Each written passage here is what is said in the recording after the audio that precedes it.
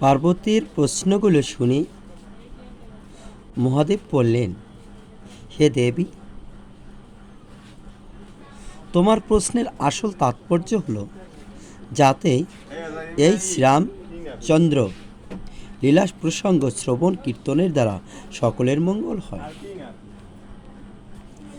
যে কর্ণ হরিসংকীর্তন শ্রবণ করেনি তা সর্প বিবরসময় হয়। যে নয়নের সাধু সন্ত দর্শনের সদিচ্ছা নেই তা মৌরপুচ্ছের মেকি নয়ন সম হয়ে থাকে।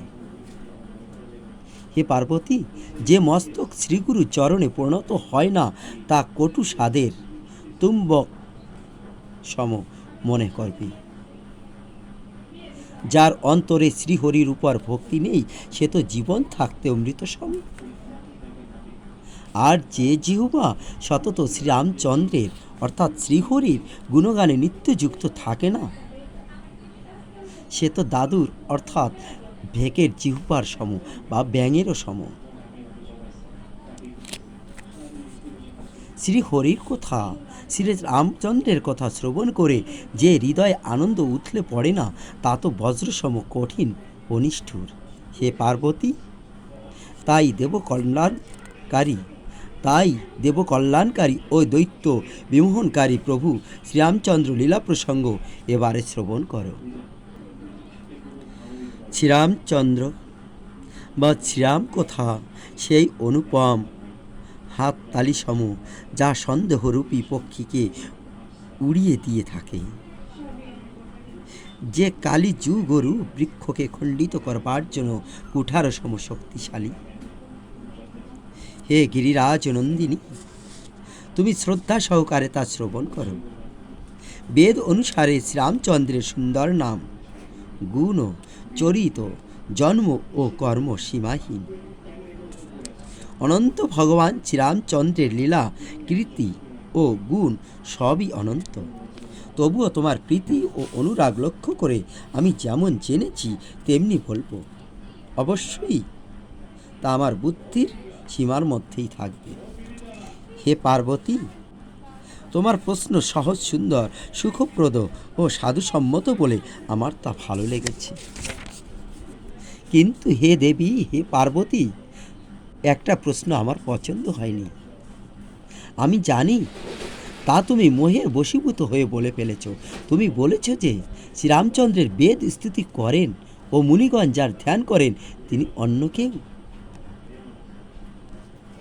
তুমি কি বলেছ? তুমি বলেছ যে শ্রীরামচন্দ্রের বেদ স্তুতি করেন ও মুনিগণ যার ধ্যান করেন তিনি অন্য কেউ। জানো পার্বতী, যে অজ্ঞ, মূর্খ, অন্ধ ও ভাগ্যহীন, যার মনোদর্পণ বিষয় কালিমালিপ্ত, যে বেভিচারী, কপটযুক্ত, অতিশয় কুটিল, যে স্বপ্নেও সাধুসঙ্গ লাভ করেনি, সে নিজের ভালো মন্দ বোঝে না, সেই এমন বেদ বিরুদ্ধ কথা বলে থাকে। হৃদয় দর্পণ মলিন ও নেত্রহীন ব্যক্তি বস্তুত ভাগ্যহীন। যে আপন হৃদয় দর্পণকে একবার পলক দিয়ে দেখে না সে প্রভু শ্রীরামচন্দ্রের রূপ কেমন করে দেখবে? যে সগুণ নির্গুণ বিবেক বিরহিত হয়ে মন গড়া কথা বলে ও শ্রীহরির মায়ায় বশীভূত হয়ে জগতে জন্ম মৃত্যু চক্রে গতায়াত করতে থাকে, তার পক্ষেই বা ইচ্ছে বলে ফেলা অসম্ভব নয়। তুমি জানো পার্বতী, সান্নিপাতিক, উন্মাদ, বায়ুরগ্রস্ত, ভূতগ্রস্ত মাতাল ব্যক্তিগণ বিচার করে কথা বলে না। তারা মোহরূপ ও সুরা পানকারী ব্যক্তিগণের কথার উপর গুরুত্ব না দেওয়াই বুদ্ধিমত্তা। যারা মোহরূপ এবং সুরাপান করি, মাদকাসক্ত, সেই ব্যক্তিগণের কথার উপর গুরুত্ব না দেওয়াটাই বুদ্ধিমত্তা। আসলে কি জানো? আসলে সগুণ, নির্গুণ, অভেদ, মুনি, পণ্ডিত, পুরাণ, বেদ সকলেই তা সমর্থ করেন। নির্গুণ, নিরাকার, অব্যক্ত, অজর ভক্তির বশীভূত হয়ে সগুণ ও সাকার রূপ ধরে আবির্ভূত হন। জানো, প্রশ্ন ওঠে নির্গুণ সগুণ হবেন কেমন করে? আমরা তো দেখি জল নিরাকার হলেও বরফ কিন্তু সাকার, দুই বস্তুই জল। তেমনভাবেই নির্গুণ সগুণ অভেদ যিনি ভ্রমরূপে অন্ধকার বিনাশকারী সূর্যের ন্যায়, তার সম্বন্ধে মোহের কল্পনা করাও কি সম্ভব? তুমি জানো, প্রভু শ্রীরামচন্দ্র হলেন সচ্চিদানন্দ স্বরূপ জ্ঞান সূর্য, তাই সেখানে মোহরূপ রাত্রির অস্তিত্ব নেই। তিনি স্বভাবতই প্রকাশরূপে ষড়ৈশ্বর্যযুক্ত শ্রী ভগবান স্বয়ং। সেখানে তো বিজ্ঞান রূপ সূর্যোদয়ের প্রশ্নই নেই। কারণ কি জানো? কারণ মোহরূপ রাত্রি না থাকলে রাত্রি অবসানের কথা উঠতেই পারে না। তিনি সততই জ্ঞানরূপ। হর্ষ, বিষাদ, জ্ঞান, অজ্ঞান, অহংকার ও অভিমান, এ সবই তো জীবধর্ম। প্রভু শ্রীরামচন্দ্র তো সর্বব্যাপী ব্রহ্ম, পরমানন্দ স্বরূপ, পরাৎপর প্রভু ও পুরাণ পুরুষ। জগতে এই কথা সর্বজন বিদিত। তুমি জানো পার্বতী, অজ্ঞানী ব্যক্তি নিজ ভ্রমকে অনুধাবন করতে না পেরে নির্বুদ্ধিতাবশত তা প্রভু শ্রীরামচন্দ্রের উপর আরোপ করে বসে। এ যেন আকাশে মেঘ করে থাকলে মেঘ সূর্যকে ঢেকে ফেলেছে বলার মতো নির্বুদ্ধিতা। জানো, চোখে আঙ্গুলি চালনা করে একটা চন্দ্রকেই দুই চন্দ্ররূপে প্রত্যক্ষ করা যায়। হে পার্বতী, শ্রীরামচন্দ্র প্রসঙ্গে এই রূপমোহ আরোপ করা তো সতত নির্মল ও নির্লিপ্ত আকাশে অন্ধকার ও ধূম্র ও ধূলির দৃশ্য প্রত্যক্ষ করবার প্রয়াস। বিষয় ইন্দ্রিয় অধিষ্ঠাত্রী দেবতাগণ আর জীবাত্মা সকলেই একে অপরের সাহায্যে চেতন হয়ে থাকে। অর্থাৎ বিষয় প্রকাশ ইন্দ্রিয় দ্বারা, ইন্দ্রিয়ের প্রকাশ ইন্দ্রিয় সকলের অধিষ্ঠাত্রী দেবতা সকল দ্বারা, আর ইন্দ্রিয় অধিষ্ঠাত্রী দেবতা সকলের প্রকাশ জীবাত্মা দ্বারা হয়ে থাকে। আর সকলেই যিনি পরম প্রকাশক, অর্থাৎ সকলের প্রকাশ যার দ্বারা হয়, তিনি হলেন অনাদি অযোধ্যাপতি এই শ্রীরামচন্দ্র। এই জগতে প্রকাশের মূলে প্রকাশক শ্রীরামচন্দ্র। তিনি মায়াধিপতি, জ্ঞানধাম ও গুণধাম। তার সত্তায় মোহবশত জড় ও মায়া সত্য বলে প্রতিভাত হয়।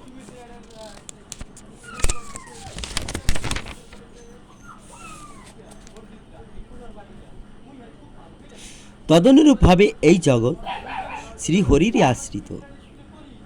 যদিও তা অসত্য, কিন্তু তা কিন্তু দুঃখ প্রদানই করে থাকে। যেমন স্বপ্নে শিরচ্ছেদনের দুঃখ জেগে না ওঠা পর্যন্ত যায় না, স্বপ্নভঙ্গে তা অসত্য জেনে দুঃখ নিবৃত হয়। রাম ভক্তিতে মোহভঙ্গ হলে সংসার অসত্য বলে বুঝতে পারা যায়। হে পার্বতী, যার কৃপাতে এই ভ্রান্তি নিরসন সম্ভব, তিনি কৃপালু শ্রীরামচন্দ্র, শ্রী রঘুনাথ। তার আদি অন্ত কেউ জানে না। বেদ নিজ বুদ্ধি অনুসারে তা অনুমান করে প্রকাশ করবার প্রয়াস মাত্র করে। জানো পার্বতী, বেদ অনুসারে পদ না থাকলেও তিনি সর্বত্র গমন করতে পারেন, কর্ণ না থাকলেও সব কিছু শ্রবণ করতে পারেন, হস্ত না থাকলেও বিবিধ কর্ম সম্পাদন করে, মুখ ও জিহ্বা না থাকলেও সকল ছয় রসাস্বাদন করতে পারেন, বাকশক্তি না থাকলেও উত্তম বক্তা হতে পারেন, তনু না থাকলেও স্পর্শ করতে পারেন, নয়ন না থাকলেও সব কিছু দেখতে পান, আর নাসিকা না থাকলেও সর্বগন্ধ গ্রহণ করতে পারেন। এরূপ সেই ব্রহ্মের কার্য সকল এমন অলৌকিক যে তার মহিমা বর্ণনা করা যায় না। হে পার্বতী, যার নাম মাহাত্ম্য স্মরণ করে কাশীতে দেহত্যাগকারীকেও আমি রাম মন্ত্র প্রদান করে শোকরহিত অর্থাৎ মুক্ত করে দিয়ে থাকি, তিনি আমার প্রভু রঘুকুল শিরোমণি শ্রীরামচন্দ্র। বস্তুত তিনি স্থাবর জঙ্গম সকলের প্রভু আর সর্বান্তর্যামী।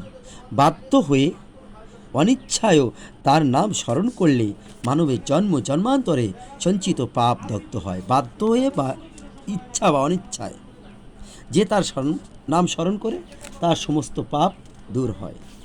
আর যারা সানুরাগে তা স্মরণ করে থাকেন তারা তো এই দুস্তর ভবসাগর গোসম্পদ অঙ্কিত খোড়লে সঞ্চিত বারিশম অর্থাৎ অনায়াসে লঙ্ঘন করে থাকেন। হে পার্বতী, সেই পরম পুরুষই শ্রীরামচন্দ্র স্বয়ং তাতে ভ্রমবোধ আরোপ করে সর্বত্রভাবে অনুচিত এইরূপ সন্দেহের আভাস মাত্র মানবের জ্ঞান বৈরাগ্য আদি সকল সদ্গুণকে ধ্বংস করে। দেবাদিদেব মহাদেবের সর্বসংশয় নিবারণকারী উক্তি সকল শ্রবণ করে দেবী পার্বতীর মনের সকল বাদানুবাদ স্পৃহার অবসান হল। তার চিত্তে শ্রী রঘুনাথের পাদপদ্মে প্রেম ও বিশ্বাস প্রতিষ্ঠিত হয়ে গেল। শ্রীরামচন্দ্র যে পরম ব্রহ্ম হতেই পারে না, তার সেই ধারণা চিরতরে বিদায় নিল। তিনি মনে জায়গা দিলেন, হ্যাঁ, শ্রীরামচন্দ্রই পরম ব্রহ্ম। পার্বতী ভোলানাথের কথা শুনে বললেন, হে প্রভু, আপনার চন্দ্রলোক সম সুশীতল উপদেশ শ্রবণ করে আমার শরতের প্রখর রৌদ্র সম সন্তাপ দূরীভূত হয়েছে। হে কৃপালু, আমার সকল সংশয় নিবারণ হয়েছে। প্রভু শ্রীরামচন্দ্রের প্রকৃত স্বরূপ আমি বুঝতে পেরেছি। হে নাথ, আপনার কৃপায় আমি এখন বিষাদমুক্ত। আপনার শ্রীচরণের কৃপায় আমি এখন সুখানুভূতি লাভ করেছি। নারী জন্ম লাভ করে আমি সম্ভবত মূর্খ ও জ্ঞানহীন, তাই আমাকে আপনার দাসী জ্ঞানেও যদি আপনি আমার উপর প্রসন্ন থাকেন, তাহলে আবার আমার পূর্বে জিজ্ঞাসিত প্রশ্নের উত্তর দান করে আমাকে ধন্য করুন। হে প্রভু, এ সত্য যে শ্রীরামচন্দ্র সাক্ষাৎ ব্রহ্ম চিন্ময় জ্ঞানসম্পন্ন অবিনাশী স্বতন্ত্র সত্য সর্বচিত্তে নিবাসকারী পরমেশ্বর। তবু হে নাথ, আমাকে বলুন, কেন তিনি নরদেহ ধারণ করেছিলেন? কেন বিশুদ্ধজ? হে প্রভু, তা আমাকে একটু বুঝিয়ে বলুন। পার্বতীর সবিনয় নিবেদন ও শ্রীরামচন্দ্র প্রসঙ্গে বিশুদ্ধ প্রীতি দেবাদিদেব মহাদেবকে প্রসন্ন করল। দেবী পার্বতীর কথা শ্রবণ করে পরমে জ্ঞানী কৃপানিধান কামারী ভগবান শ্রী শঙ্কর প্রসন্ন চিত্ত হয়ে গেলেন। তিনি দেবী পার্বতীর নানাভাবে প্রশংসা করে বললেন, হে পার্বতী, কাকভূষণ্ডী দ্বারা সবিস্তারে পক্ষীরাজ গরুড়কে বলা নির্মল শ্রীরামচরিত মানসের সেই মঙ্গলময় কথা শ্রবণ কর। যেভাবে সেই উৎকৃষ্ট কথোপকথন উপস্থাপিত হয়েছিল, আমি সেইভাবেই বলবো। এইবার তুমি প্রভু শ্রীরামচন্দ্রের অবতরণের অনুপম সুন্দর নিষ্পাপ বৃত্তান্ত শ্রবণ করো। জানো পার্বতী, শ্রীহরির অনন্ত রূপ, অনন্ত গুণ, অনন্ত নাম, অনন্ত কথা এবং অনন্ত তার মহিমা, তা অপারসীম অগণিত। তবুও হে পার্বতী, আমার বুদ্ধি বিবেচনা অনুসারে তার বিবরণ দেওয়ার চেষ্টা করছি। তুমি সমাদরে সেই কথাগুলো শ্রবণ করো। হে পার্বতী, তুমি শোনো, বেদ ও পুরাণ শ্রীহরির অনুপম সুন্দর নির্মল চরিত্রের সবিস্তারে গান করে। শ্রীহরির অবতরণে একটাই কারণ, এমন কথা সুনিশ্চিতভাবে বলা যায় না। শ্রীহরির অবতরণের একটাই কারণ, এমন কথা সুনিশ্চিতভাবে বলা যায় না। অর্থাৎ বহু কারণও থাকতে পারে, আবার এমন কারণও থাকতে পারে যা কারো পক্ষেই সঠিকভাবে জানা সম্ভব নয়। হে আমার সুচতুর প্রিয়তমা, শোনো, আমার বুদ্ধিতে প্রভু শ্রীরামচন্দ্রের মাহাত্ম্য তর্ক বিতর্কের ঊর্ধ্বে, তা মন বুদ্ধি ও বাণী দ্বারা বিচার করা যায় না। হে সুবদনী, তবুও সাধু সন্ত মুনি বেদ ও পুরাণ যা বর্ণনা করেছেন, ও আমার যেমন মনে হয় তাই আমি তোমাকে বলবো। যখনই ধর্মের অধপতন হয় আর অথম অহংকারী রাক্ষসগণের অভ্যুত্থানে বর্ণনাতীত কলুষ বিস্তার করে, এবং যার ফলে ব্রাহ্মণ, ধেনু, দেবতা ও পৃথিবীর দুর্দশা চরমে ওঠে, তখনই সেই কৃপানিধান শ্রীপ্রভু বিভিন্ন তনু অর্থাৎ দিব্য তনু ধারণ করে আবির্ভূত হয়ে সাধুদিগের রক্ষা করেন। হরে কৃষ্ণ।